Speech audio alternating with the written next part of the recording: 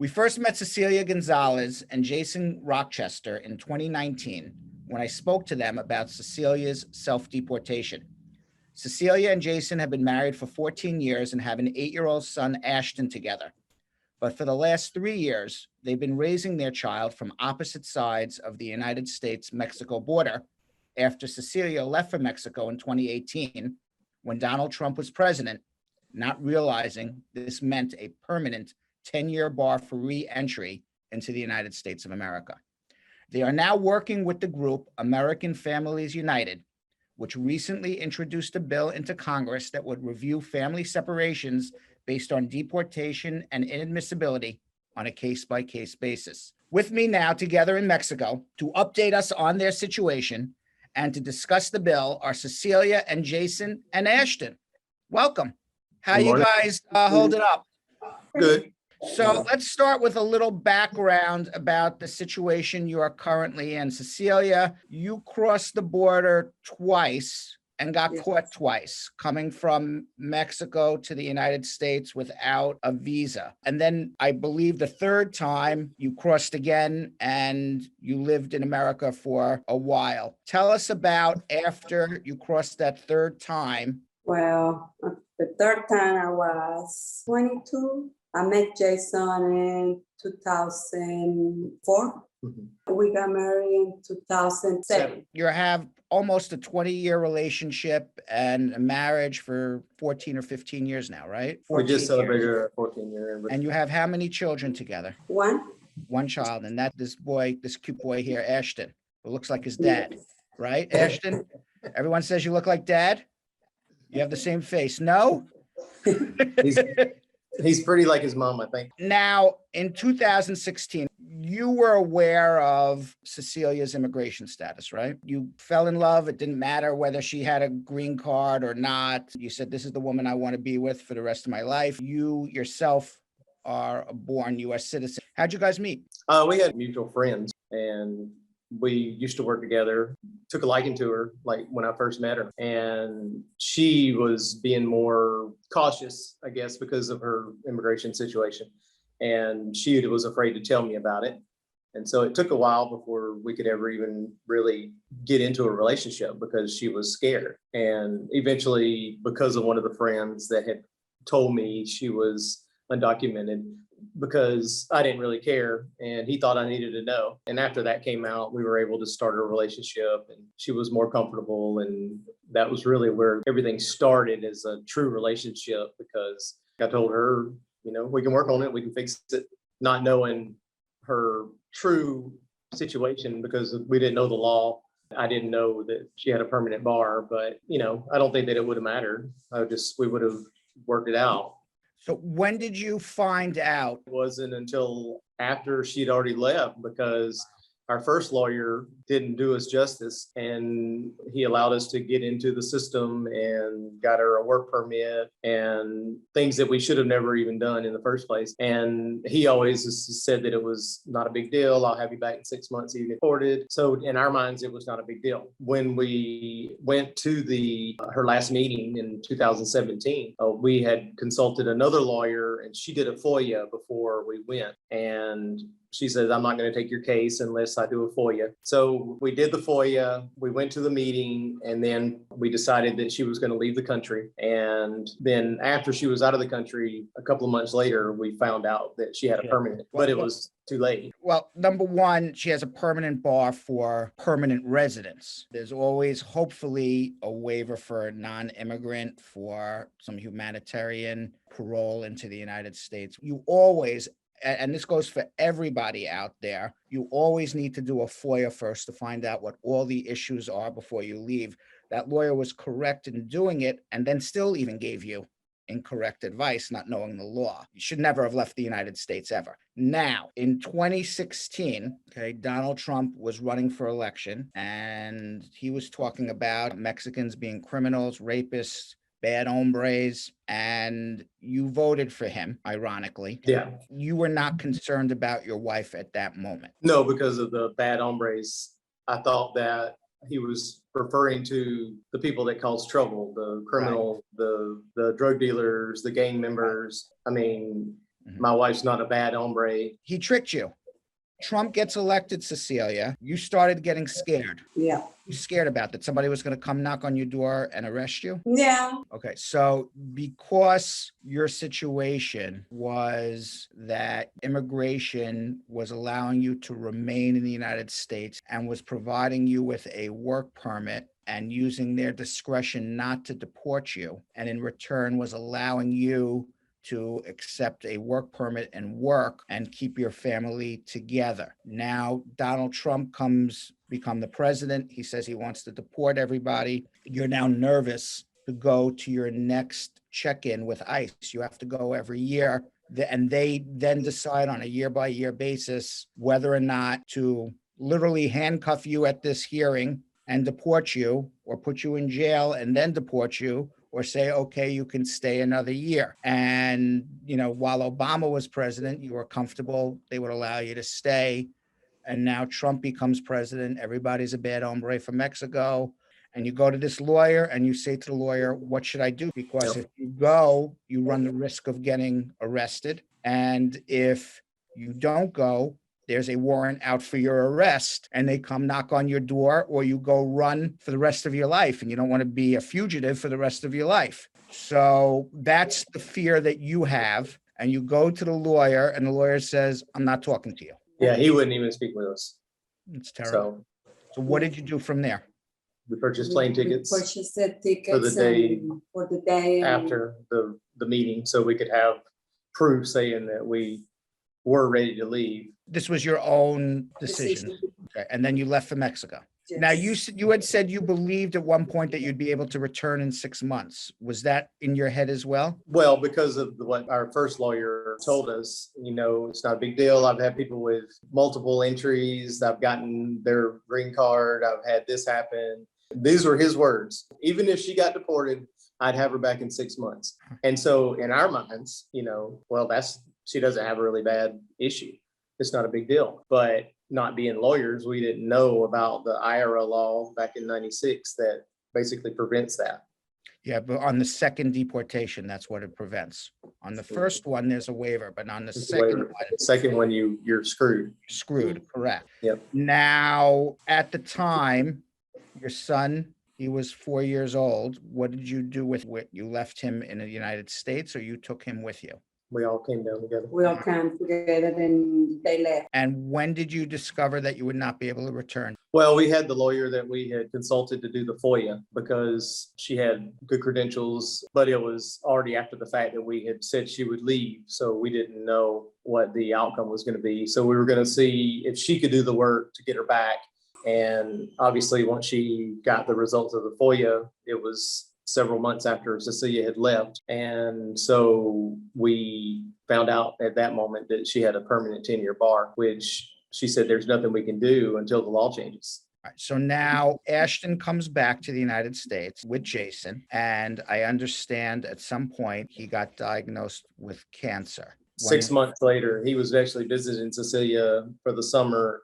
While in Mexico, he'd only been here like 2 weeks, and he had a large protrusion on his left side, and she noticed it. We sent pictures to his pediatrician in Atlanta, and they said that he needed to be seen. So she went and had a local hospital here see him, and they did, I think, a CT scan, and it ultimately revealed that he had Wilms tumor. So then you had to bring him back to the U.S. He did all of his treatment with Jason being the sole caregiver. Yep. And took care of him in the hospital. That must have been very traumatizing for the entire family.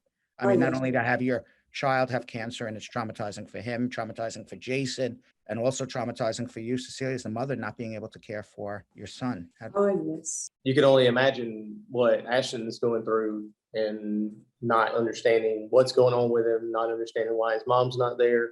I remember when he was in the hospital, he just kept telling me, Mommy, I want to see you. I want you to be here with me. So that was really hard to me to hear that from him. Right. I just keep thinking about his face laying on the bed in the hospital, and just, I can't forget it. And how long was he in the hospital? 3 weeks. 3 weeks. How is Ashton doing today, most importantly? He's good. He had a kidney removed. Yep. Did he go through chemotherapy, radiation? Yep, both. And is he on any treatments now? No, his next visit when he comes back from Mexico, he'll be going to what they call a survivors clinic, which means that he has been satisfactory every time he does any kind of scans or everything. And so everything looks good.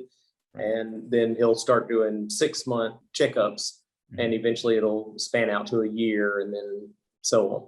Ashton, can I ask you a question? Sure. How you feeling? Great. And how often do you see your mom? This time every day. Okay. But what happens when you go back to school in September? I see her remotely. You see her remotely, and then you go visit her. You miss her? I mean, if I see her on remote, I don't miss her whenever I see her on my iPad. So That's nice. So yeah. Well, whenever he gets here, he doesn't want to leave her alone. that's what I'm sure. I'm He wants sure. to stay with me. He wants to sleep in the bed with her. He wants sure. to hold her. Yeah, well, he's being tough. It's normal that in Ashton's mind that he sees mommy on FaceTime and Zoom all the time, that when you ask, do you miss her? Because to him, this is a normal situation. It's not unusual. So yeah, he sees her all the time. So no, he doesn't miss her, but that's not normal to everybody else. He doesn't realize it in his young mind that this isn't a normal situation, but it's been half of his life almost. What happened when he was going through the cancer treatments and you applied for the humanitarian parole? What did the Trump administration say? They denied it. Was there a reason, or it just says denied? It just Denied. said denied because she had multiple injuries, I think is what the actual letter said. Did anybody call the U.S. Embassy after and spoke to the head person in charge there? Hey, let's look at this again. Let's have a heart. We had an info pass meeting that she went back to Mexico City, but that was it. Okay. You got to speak to the head person there because the consular officer doesn't look at anything. yes. And you got to literally scream and yell to the top guy there. The squeaky wheel gets the oil. They would re-review it again at a higher level. Really? Yes. See, no one ever told us to do that. Right. What year was this? 2018. 2018. So what, if anything, did you do after that? Everyone told us there's nothing that we could do. There was no other course of action. I even asked my attorney if we could file another humanitarian parole, and she said you'd be wasting your money, and I can't do it knowing that it'll be denied. I don't think you're wasting your money anymore. Consular officers rotate every 18 months to 24 months. There's a new presidential administration. I believe you would not be wasting your time if you did it again now. I would think if it's done well, you would have a good chance. Yeah. So are you doing that again now? We are considering it, yes. Yes, I would consider it very highly. I think the parole is the way to go over trying to apply for a visa and a waiver. The parole would allow you to enter the US, and then you can extend it locally at the immigration office on a year-by-year basis, just like you were doing before, versus a visitor's visa is a one-time thing and go home. Have you spoken to any congressmen or senators now that there's a Democratic majority across the board about doing a private bill? Because you're involved in politics now. So, your congressman or your senator can do a private bill and just attach it onto anything that passes. I haven't tried a private bill because I know they're so difficult. They are. I am going to contact them about anything like that as well. How do you juggle your job and traveling back and forth, having a long distance relationship with your wife? Just a lot of virtual. Just we see each other. We talk on the phone all the time, several times a day. We try to do virtual as often as possible. It's a little harder for me because I work a lot of times 14-hour days, and I drive a tractor trailer for UPS, which it's kind of hard to do virtual while you're driving. Sure.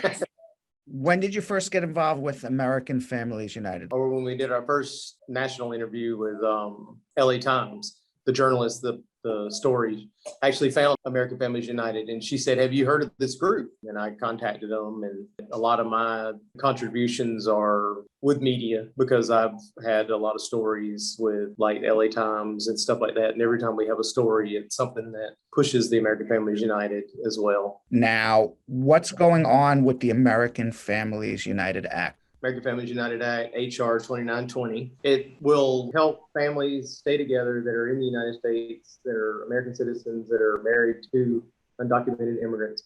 And it will help the undocumented immigrant that's married to a citizen that's been deported to be able to be reunited with their families in America. if we can get senators to get on board ahead of time and decide that they want to sponsor it, the more co-sponsors that we can get on either side, Republican and Democrat, the better. There's a lot of people, just like your wife, Yes. who are not eligible for waivers, either because of immigration violations, what your wife committed, or because they did something bad and have a criminal conviction decades ago. Yeah. And for 10, 20, 30 years have been good, decent people with families and paid a price 20 years ago and maybe went to jail and now is being punished a second time for life because of something they did a long time ago.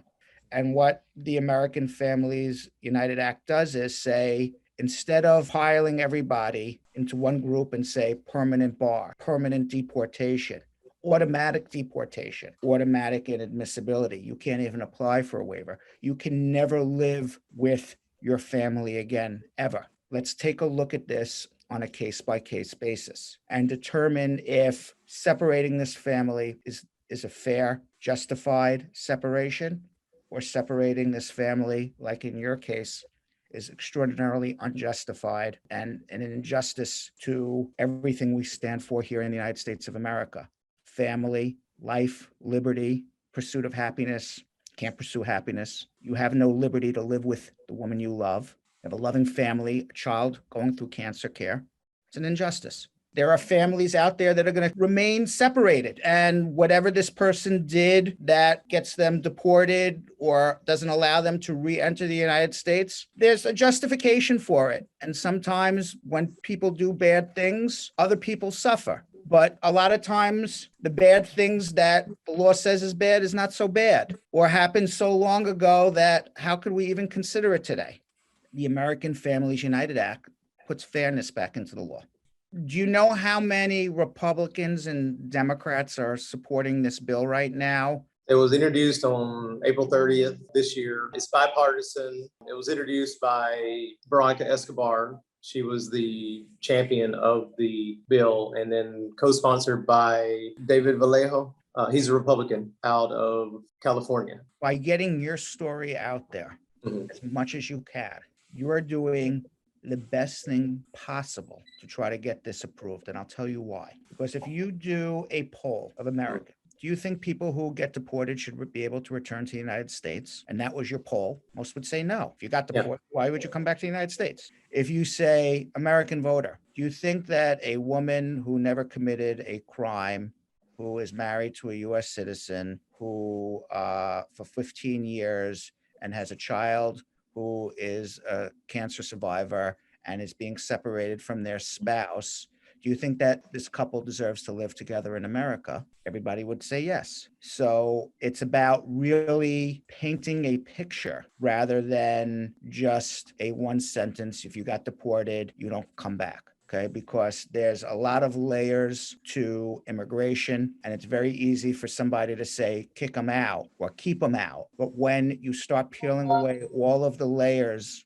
of immigration, that's when people say, that's not fair. Yeah, which I've had that personally. A lot of people that I have met and I've told our story, and they would be like hardcore, we don't want them here and stuff like that. And it's like, well, you know me, you know my wife, you know our situation. It's like, well, that's just not right. Obviously, it's like that for a lot of people. It's not just me, but it's not ultimately about her. It's about us. It's really about him. That's why I try to tell Ashton all the time, people don't want to see me. They want to see him because he's the one that's really being affected in the story. How do people who are watching now help support this bill and get this passed this year? If everyone's willing to contact their representatives, it's easy. Just go on AmericanFamiliesUnited.org/champions. Fill out your email and your address, and it'll put you who your representatives are. Now, you're in touch with Alejandra Juarez, who also appeared on our show. Alejandra was deported in 2018. She recently was allowed back in the U.S. under the Biden administration. Her deportation was even showcased during the National Democratic Convention. Now, has her case had any effect on Cecilia's? We have been talking to her about how she did what she did. We were texting her the other day, and we stay in communication, trying to get advice from her. What are key elements to the case? Because obviously those are important. What are your American dreams? Obviously, to have my family back together and be able to live a normal life, continue to work at a job that I've been at for almost 21 years. I'd like to be able to retire there and not have to think about, if I want to be with my family, I have to separate myself from a job that provides good money, benefits, pension, all the things that people work so hard for. So it's my job, my country, or my wife and my family. So if I can have all those in one box, that would be my American dream. Do you think your country let you down? Oh, yes, definitely. I think they can fix it, but I think they definitely dropped the ball. Cecilia, what's your dreams? My dream is to go back to America and have a normal life, because this is not normal for us, and take her then and be able to go with Ashton to his appointments, because we still have more years. And just take it to school, like it's my dream, also my biggest dream since he was starting kindergarten. So I'm missing a lot of those times. Birthdays, Christmas. Birthdays, holidays, Mhm. anniversaries. Ashton, can I ask you a question? Yes, sir. What are your dreams for the future? What would you like to see happen? Everything. Everything? Broad brush. All right. Cecilia Gonzalez, Jason Rochester, Ashton Rochester, thank you very much for coming on. I hope and pray it works out very soon for you. Thank you. We appreciate it. Thank you so much.